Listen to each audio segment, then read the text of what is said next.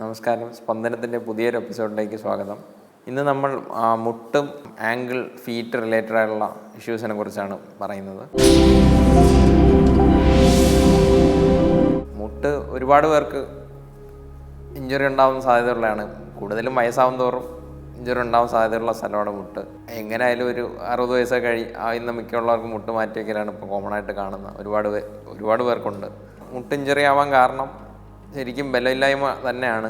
പിന്നെ അല്ലാതെ ഉള്ള ആക്സിഡൻറ്റ് വഴിയും ഒക്കെ ഉണ്ടാവും. ഇപ്പോൾ കളിക്കുന്നതായ ആക്സിഡൻ്റലി ഉണ്ടാകുന്ന ലിഗമെൻ്റ് ഇഞ്ചുറീസ്, അല്ലാതെ നമ്മുടെ ആക്സിഡൻറ്റിൽ ഉണ്ടാകുന്ന ഇഞ്ചുറീസ്, അതുകൂടാതെ അത് കാരണം എന്തെങ്കിലും ഇഞ്ചുറി ആയതിനു ശേഷമായിരിക്കും പിന്നെ നമ്മൾ ആ കാല് കുറച്ചുകൾ കറക്റ്റായിട്ട് യൂസ് ചെയ്യാൻ പറ്റാതെ മസിൽസ് ഒന്നുകൂടെ വീക്കായിട്ട് പിന്നെ ആ മസിലിനെ വർക്കിംഗ് റീസ്റ്റോർ ചെയ്തില്ലെങ്കിൽ അത് വരത്തില്ല. നമ്മൾ എക്സസൈസിലൂടെ റീസ്റ്റോർ ചെയ്തില്ലെങ്കിൽ ആ മസിലിൻ്റെ ഫങ്ഷൻസ് കറക്റ്റായിട്ട് കിട്ടത്തില്ല. അങ്ങനെ അത് വീണ്ടും അതൊരു ജോയിൻറ്റ് ഡീജനറേഷൻ, കാർട്ടിലേജ് തേയ്മാനത്തിലോട്ടൊക്കെ പോയി അവസാനം അത് കൂടുതൽ കാർട്ടിലേജൊക്കെ നഷ്ടപ്പെട്ടിട്ട് ജോയിൻസിൻ്റെ ഇടയിൽ ബോൺസും കൂടുതലായിട്ട് നശിച്ചു തുടങ്ങുമ്പോഴേക്ക് അവസാനം പിന്നെ സർജറി നമുക്ക് ചെയ്യാൻ പറ്റും, വേറെ ഒന്നും ചെയ്യാൻ പറ്റില്ല. അപ്പം അതിന് മുന്നേ ഇതേണക്ക് ഇപ്പം എന്തെങ്കിലും ആക്സിഡൻറ്റ് സംഭവിച്ചാൽ അത് കഴിഞ്ഞ് അതിനെ കറക്റ്റായിട്ട് കെയർ ചെയ്യണം. ആക്സിഡൻറ്റ് സംഭവിക്കാതെ വരുന്നതെന്ന് പറഞ്ഞാൽ ഈ കാലക്രമേണ നമ്മുടെ മസിലിൻ്റെ വർക്കിംഗ് കറക്റ്റ് അല്ലാത്തതുകൊണ്ട് നീയിലോട്ട് കറക്റ്റ് രീതിയിൽ നമ്മുടെ ഫോഴ്സ് ട്രാൻസ്ഫർ ചെയ്യത്തില്ല. അതായത് ഇപ്പം നമ്മുടെ ഹിപ്പിൻ്റെ മസിൽസ് കറക്റ്റ് ആയിട്ട് വർക്ക് ചെയ്യുന്നില്ല. അതായത് ബട്ടക്സിലെ മസിൽ, നമ്മുടെ ഹിപ്പിൻ്റെ സൈഡിലത്തെ മസിൽ, ഫ്രണ്ടിലത്തെ മസിൽ, ഈ 3 മസിൽ വർക്ക് ചെയ്തില്ലെങ്കിലും ഇതിൻ്റെ എഫക്റ്റ് എല്ലാം നീയിൽ തന്നെ വരും. കാരണം ഈ 3 മസിലും വർക്ക് ചെയ്തില്ലെങ്കിലും നമ്മുടെ ഹിപ്പിൽ നിന്ന് ജനറേറ്റ് ചെയ്യാൻ ഫോഴ്സ് ഫുള്ള് ജനറേറ്റ് ചെയ്യാൻ പറ്റാത്തതുകൊണ്ട് ഫ്രണ്ടിലത്തെയും ബാക്കിലത്തെയും മസിൽ വർക്ക് ചെയ്തില്ലെങ്കിൽ, അതായത് ഹിപ്പ് ഫ്ലെക്സറും ഈ ബട്ടക്സിലെ ഹിപ്പ് എക്സ്റ്റൻസർ മസിലും കറക്റ്റായിട്ട് വർക്ക് ചെയ്യുന്നില്ല. അങ്ങനെയാണെങ്കിൽ നമ്മളെ കൂടുതലും ലോഡ് വരുന്നത് ഈ നമ്മുടെ മുട്ടിൻ്റെ ചിരട്ടയിലായിരിക്കും. ആ മുട്ടിൻ്റെ ചിരട്ടയിൽ കൂടുതൽ ലോഡ് വരും. അത് കാരണം ആ മുട്ടിൻ്റെ ചിരട്ട കൂടുതൽ ഈ ജോയിൻറ്റിൽ കംപ്രസ്സായിട്ട് മുട്ടിൻ്റെ ചിരട്ടയുടെ അടിയിലത്തെ കാർട്ടിലേജ് അങ്ങനെയാണ് കൂടുതൽ തേയ്മാനം വരുന്നത്. പിന്നെ നമ്മുടെ ഈ ചിരട്ട ഒരു സൈഡിലോട്ട് കുറച്ച് ഷിഫ്റ്റ് ആവും, പറ്റില്ല ആൾട്ട എന്ന് പറയും. ഇത് ഉണ്ടാവാൻ കാരണം ഇത് തന്നെയാണ്. നമ്മുടെ ഈ നീ പോർഷനിൽ മസിൽ ഭയങ്കര ഓവർ വർക്കിംഗ് ആയിരിക്കും. നേരത്തെ പറഞ്ഞ പോലെ കൂടുതൽ അതാണ് ഓവർ വർക്ക് ചെയ്തിട്ട് പല്ലയുടെ പൊസിഷൻ മെയിനായിട്ട് മുട്ടിലെ ഔട്ടർ സൈഡിലെ മസിൽ ഭയങ്കരമായിട്ട് ഓവറായിട്ട് വർക്ക് ചെയ്യും. ഇന്നർ സൈഡിലെ നമ്മുടെ വാസ്റ്റസ് മീഡിയൽ ഒബ്ലിക്ക് എന്ന് പറഞ്ഞ മസിൽ പുവർ ഫങ്ഷനും ആയിരിക്കും. അപ്പോൾ നമ്മുടെ പറ്റലയുടെ പൊസിഷൻ കുറച്ച് ഔട്ടർ സൈഡിലോട്ട് പോകും നോർമൽ പൊസിഷനിൽ നിന്ന്. അപ്പോൾ ഇത് നമ്മൾ അറിയത്തില്ല. ഇത് കുറേ നാളാകുമ്പോഴത്തേക്ക് പറ്റലയുടെ ഒരു സൈഡിൽ ഈ മെയിനായിട്ട് ഔട്ടർ സൈഡിൽ കാർട്ടിലേജ് തേയാൻ തുടങ്ങും. അത് തേഞ്ഞ് ആദ്യം ചിലപ്പോൾ പെയിനൊക്കെ വരും. അത് പെയിന് ആദ്യം ഡിസ്കംഫർട്ടൊക്കെ വരുമ്പോൾ ആദ്യം അതിനെ നോക്കിയില്ലെങ്കിൽ, അതിനെ കറക്റ്റായിട്ട് മാനേജ് ചെയ്തില്ലെങ്കിൽ ഇത് കണക്ക് കാർട്ടിലേജ് തേഞ്ഞ് പോകും. അപ്പോൾ അതിനെ നമ്മൾ ഇതുപോലെ അത് നീല തന്നെ മസിലിൻ്റെ ഇംബാലൻസ് ആണ്. അതായത് ഔട്ടർ സൈഡിലെ മസിൽ കൂടുതൽ വർക്ക് ചെയ്യുന്നു, ഇന്നർ സൈഡിലത് കുറച്ച് വർക്കിംഗ് കുറവാണ്. അപ്പോൾ അത് നമ്മൾ ഔട്ടർ സൈഡിനെ നമ്മൾ സ്ട്രെച്ച് ചെയ്ത് അല്ലെങ്കിൽ റിലീസൊക്കെ ചെയ്തിട്ട് ഇന്നർ സൈഡിലെ മസിലിനെ ഐസൊലേറ്റ് ചെയ്തുള്ള എക്സസൈസ് ചെയ്യിപ്പിച്ച് കഴിഞ്ഞാൽ ആ പൊസിഷൻ കറക്റ്റാവും. പിന്നെ അതുപോലെ മുട്ടിൻ്റെ ചിരട്ടയിൽ പിന്നെ വരാൻ ഇഞ്ചുറി ഉള്ള സാധ്യത ഞാൻ പറഞ്ഞു. മറ്റേ ഹിപ്പിൻ്റെ ഫ്രണ്ടിലത്തെയും ബാക്കിലത്തെയും മസിൽ വർക്ക് ചെയ്തില്ലെങ്കിൽ, അതായത് നീയുടെ അടുത്തോട്ടുള്ള, അതായത് ഈ നീ മസിലിന് 2 ഫങ്ഷനുണ്ട് നമ്മുടെ ഈ തുടയിലെ ഫ്രണ്ടിലത്തെ. ഒന്ന് നമ്മുടെ നീ എക്സ്റ്റെൻഡ് ചെയ്യുക, ഒന്ന് നമ്മുടെ ഹിപ്പിനെ എക്സ്റ്റെൻഡ് ചെയ്യുക എന്നുള്ള, ഹിപ്പിനെ ഫ്ലെക്സ് ചെയ്യുക എന്നുള്ള.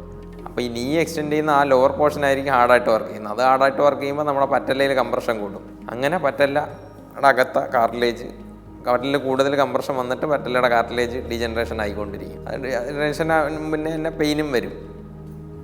പറ്റലയുടെ അടിയിൽ വരുന്ന പെയിൻ കോമൺ ആയിട്ട് അങ്ങനെയാണ് വരുന്നത്. പിന്നെ നമ്മുടെ ജോയിൻ്റെ അകത്ത് ഈ നമ്മുടെ തുടയുടെ എല്ലും താഴത്തെ ഈ ടിബിയ എന്ന് പറയും, ടിബിയും ഫിമറിൻ്റെയും ഇടയിലുള്ള സ്ഥലം, അതെ, ടിബിയും ഫിമറും തമ്മിലുള്ള ജോയിൻറ്റ്. അപ്പോൾ അവിടെ തന്നെയും ഈ മസിൽ ഇംബാലൻസ് കാരണം ഈ ഔട്ടർ സൈഡിലോട്ട് അല്ല ഇന്നർ സൈഡിലോട്ട് കൂടുതൽ വെയിറ്റ് പോകാൻ ചാൻസ് ഉണ്ട്. ഇപ്പോൾ ഞാൻ പറഞ്ഞ ഇപ്പോൾ ഹിപ്പിൻ്റെ അബ്ഡക്ടർ സൈഡിലത്തെ മസിൽ അത് വീക്കാണെങ്കിൽ എന്തായാലും നമ്മുടെ കുറച്ച് അകത്തോട്ട് ഇൻവേർഡ് ഫോഴ്സ് കുറച്ച് അകത്തോട്ടായിരിക്കും ട്രാൻസ്ഫർ ചെയ്യുന്നത്. ഇന്നർ സൈഡിലോട്ട്. അങ്ങനെയാണ് കൂടുതൽ ആൾക്കാർക്കും ഈ ഇന്നർ സൈഡിലാണ് കൂടുതലും തേയ്മാനം വരുന്നത്. അത് ഈ ഹിപ്പ് അബ്ഡക്ടറിൻ്റെ വീക്ക്നെസ് കാരണമാണ് ഇന്നർ സൈഡിലോട്ട് കൂടുതൽ വരുന്നത്.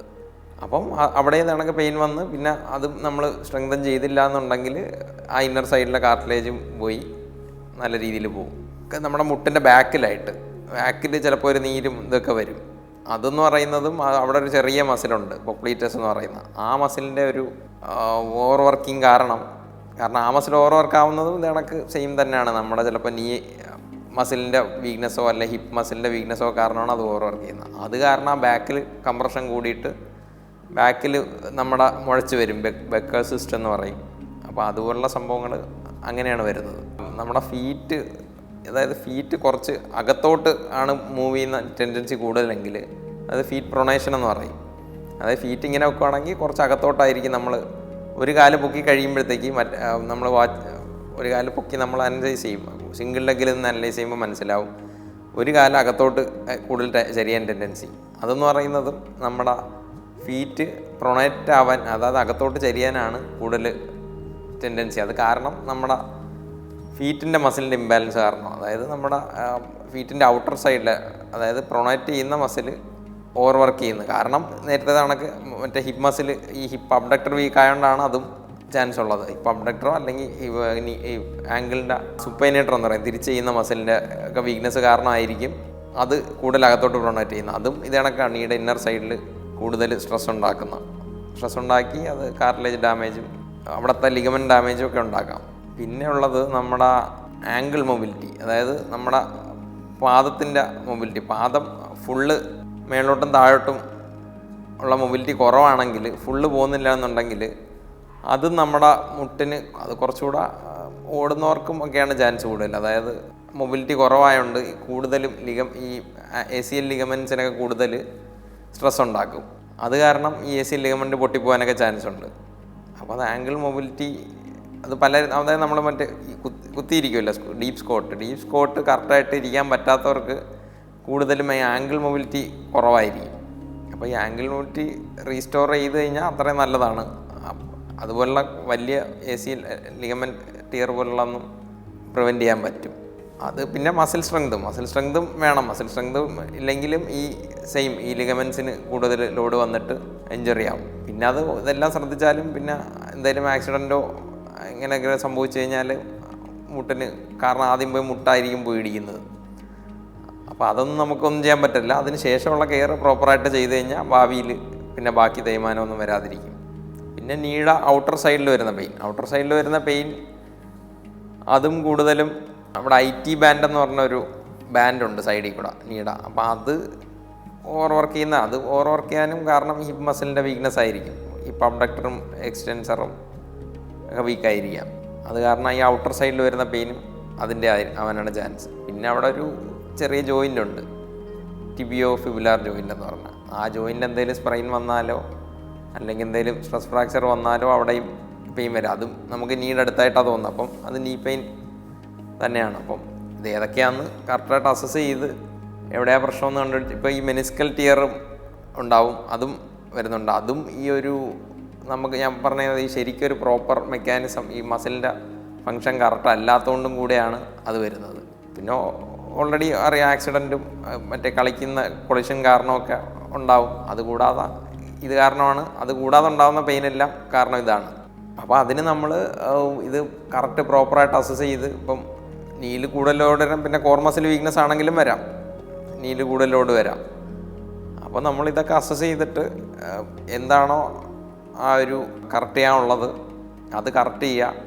പിന്നെ അതിൻ്റെ കൂടെ കറക്റ്റ് നമ്മളൊരു ഇഞ്ചുറി ഉണ്ടായിക്കഴിഞ്ഞാൽ അതിന് നമുക്ക് ഹീലാവാൻ എന്ത് ചെയ്യണോ അതിനനുസരിച്ചുള്ളൊരു പ്രോപ്പർ ഡയറ്റും ഒക്കെ യൂസ് ചെയ്ത് സ്ട്രെങ്തനിങ് കറക്റ്റായിട്ട് ചെയ്ത് കഴിഞ്ഞാൽ നമുക്ക് ഈ ഭാവിയിൽ വരുന്ന ഓസ്റ്റിയോ ആർത്രൈറ്റിസ് എല്ലാം പ്രിവെൻറ്റ് ചെയ്യാം. ആദ്യമേ ഈ വരുന്ന പെയിൻ നിസ്സാരമായിട്ട് വിചാരിക്കല്ലോ, അത്രേ ഉള്ളൂ. പിന്നെ എന്തെങ്കിലും പെയിൻ വന്നു കഴിഞ്ഞാൽ നമ്മൾ ചിലപ്പോൾ പിന്നെ സ്റ്റെപ്പ് കയറുമ്പോഴായിരിക്കും ആ പെയിൻ ചെറിയ അഗ്രവേറ്റ് ആവുന്നത്. അപ്പോൾ മാക്സിമം നമ്മൾ ആ സ്റ്റെപ്പ് കയറുന്ന ഒഴിവാക്കിയിട്ട് നമ്മൾ ആ ഒരു സ്റ്റെപ്പ് കയറണം. അതായത് നമ്മൾ ഒരു കാലിൽ ഒരു പടിയിൽ വെച്ചിട്ട് നമ്മളെ ഫുൾ ബോഡി വെയിറ്റ് ആ കാലിൽ ട്രാൻസ്ഫർ ചെയ്തിട്ടാണ് നമ്മൾ പൊങ്ങുന്നത്, നമ്മുടെ ബോഡി ഷിഫ്റ്റ് ചെയ്ത് അടുത്ത സ്റ്റെപ്പിലോട്ട് പോകുന്നത്. അപ്പോൾ അത്രയും ഫോഴ്സ്, ഇപ്പം നമ്മുടെ വെയിറ്റ്, പിന്നെ വലിയൊരു ഫാക്ടറാണ് വെയിറ്റ്. അപ്പോൾ നമ്മുടെ ബോഡി വെയിറ്റ് കൂടെ അനുസരിച്ച് അത്രയും വെയിറ്റിന് നമ്മൾ ഒരു കാല് മാത്രം കുത്തി പൊങ്ങി അടുത്ത സ്റ്റെപ്പിൽ കയറണം. അതിന് അത്രയും ബലം വേണം. അതിനിപ്പോൾ ഒന്ന് നമ്മൾ വെയിറ്റ് കുറച്ച് കഴിഞ്ഞാൽ നമുക്ക് അത്രയും മസിൽ സ്ട്രെങ്ത് ഉണ്ടാക്കിയാൽ മതി. വെയിറ്റ് കുറച്ചില്ലെങ്കിൽ നമുക്ക് അത്രയും കൂടുതൽ മസിൽ സ്ട്രെങ്ത് വേണം. അത്രയും ബോഡി വെയിറ്റിനെ അടുത്ത സ്റ്റെപ്പിലേക്ക് ഒറ്റ കാലിൽ കുത്തി അടുത്ത കാല് കുത്തുന്നതിനിടയിൽ ബോഡി ട്രാൻസ്ഫർ ചെയ്യാനായിട്ട്. ആ ഒരു സ്ട്രെങ്ത് ബിൽഡ് ചെയ്തെടുക്കാൻ നമുക്ക് ഇതെല്ലാം വേണ്ടി വരും. വെയിറ്റ് റെഡ്യൂസ് ചെയ്യേണ്ടി വരും, ഈ കോർ സ്ട്രെങ്ത് ബിൽഡ് ചെയ്യേണ്ടി വരും, ഹിപ്പ് സ്ട്രെങ്ത് ബിൽഡ് ചെയ്യേണ്ടി വരും. പിന്നെ നമ്മുടെ ഹിപ്പ് സ്ട്രെങ്തും പിന്നെ നീ മസിൽസിൻ്റെ സ്ട്രെങ്തും ഉണ്ട്.